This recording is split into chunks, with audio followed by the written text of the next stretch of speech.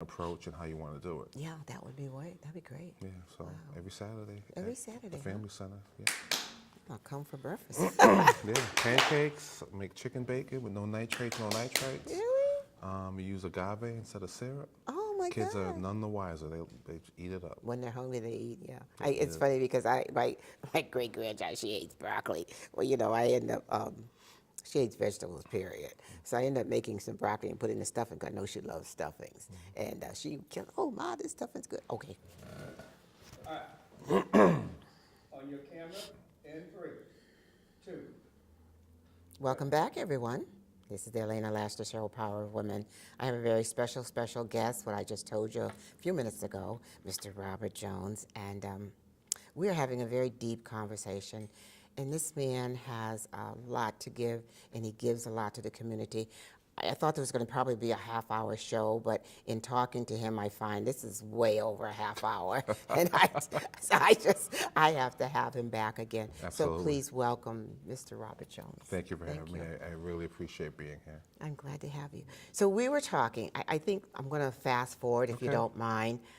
We were talking about a mentoring program, and that's on Saturdays. Yes. Can you talk about that? The Young Scholars Academy.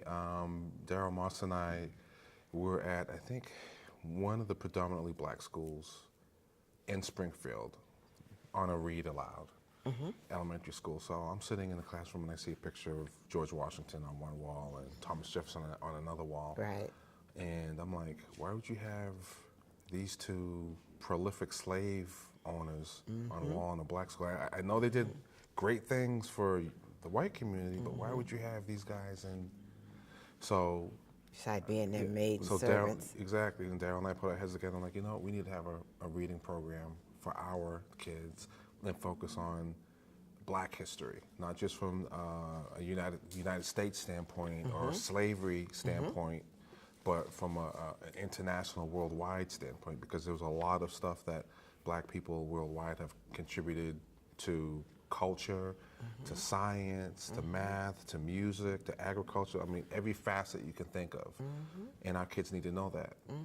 They need to know that they have heroes too, and that they're great, and they have the potential of being great.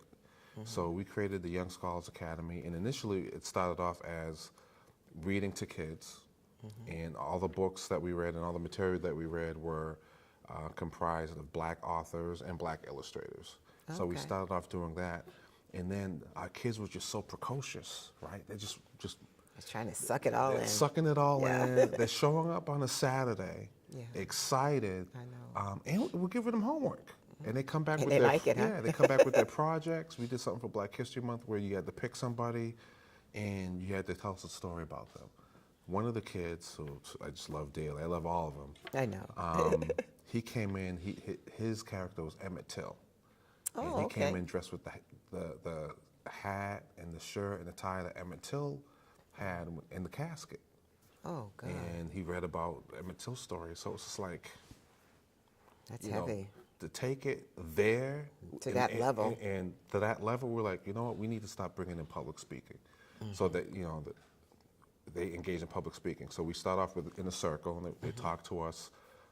Everybody gets up to talk about their week, and particularly their week in school, what they liked about it, what they learned, what they didn't learn, what they didn't like, any challenges, any concerns, and we start off there, and then we split them up in groups, and they created a business plan, and most of it's centered around food. Okay. So they started creating their own logos. We're going to help them with articles of incorporation. We're going to help them with their business plan, and these are middle school kids That's and great. elementary Oh, age my. school kids. So we average about 30 kids every Saturday. That's wonderful. I'm going to have to And, come by there. Yeah, absolutely. And Oh, we make them a yeah. healthy breakfast. I've had to stop parents at the door when I see them coming in with Dunkin' Donuts. Oh, and yeah, things like no it's like, Dunkin' no, Donuts. Yeah. we can't do that. And you can't bring it in because once the kids see it, they're going to want to They're eat going it. to want it, right. So we make them pancakes, and at first I was buying organic maple syrup because the maple syrup that we grew up on, Aunt Jemima and Miss Butterworth, which is delicious. It is good. It's delicious. But the first ingredient is high fructose corn syrup. Okay. And then the last 2 or 3 ingredients are food dyes, Food which are dyes, just yeah. not good for kids. Not But good for during anybody. those times, that's all we had.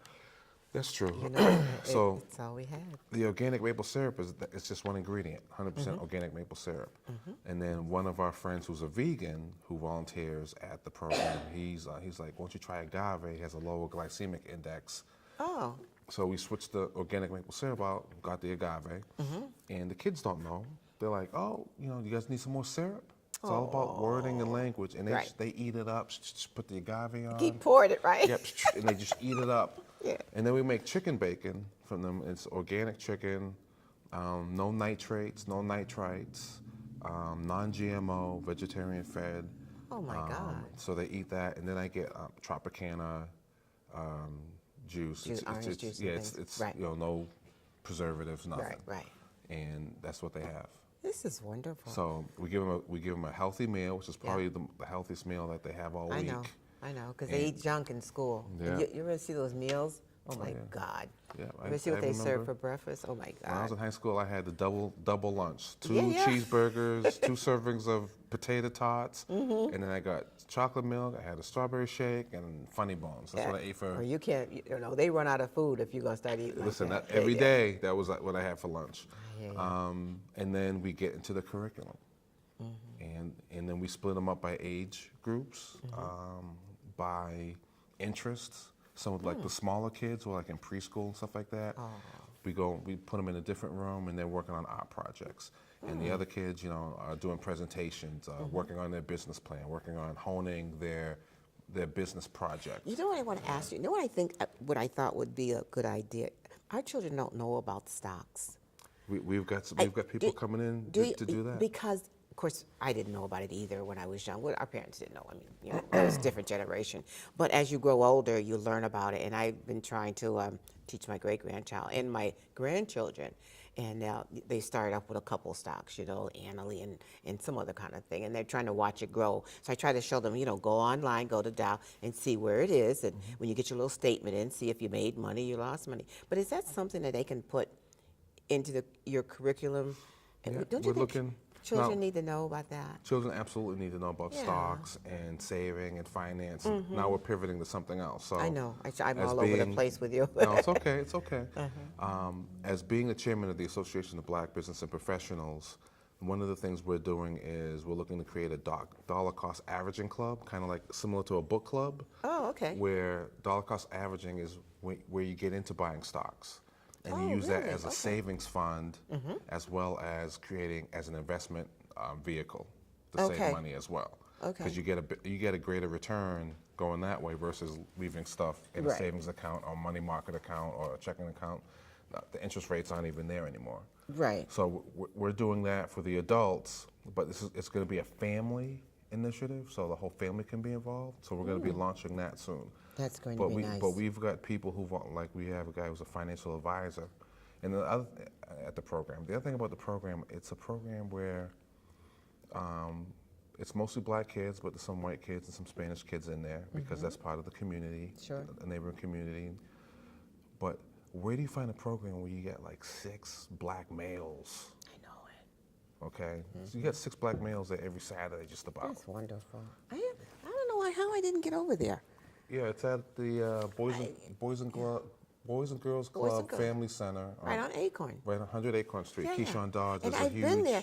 supporter. Yeah, Keisha, we've been there before because I had my superhero Betty Laws come there, and this was I think when he was first starting, and she gave out books and gave a talk, and the kids wanted to know all about her, and she told them that she's not really a superhero, but she's a superhero because she wants you to learn. She happens to be a teacher, and that's the last time I think I've been there actually. So I have to come over Every Saturday from Every like 9 to Saturday. 11. Yeah. Can I bring anything? I don't know, just bring yourself and bring some little ones if you have some little ones. Bring them too. Yeah, I'll start. What I'll do, I'll put the word out tonight, and I'll probably have them come the following weekend. Okay. 'cause I Whether think they they're want to probably come tomorrow or the following week, Okay. fine. Okay. I mean, we're flexible. We're there. You're there. Mm-hmm. So, yeah. I have to bring you some information over too. That'd be great. I just think that the kids being in stock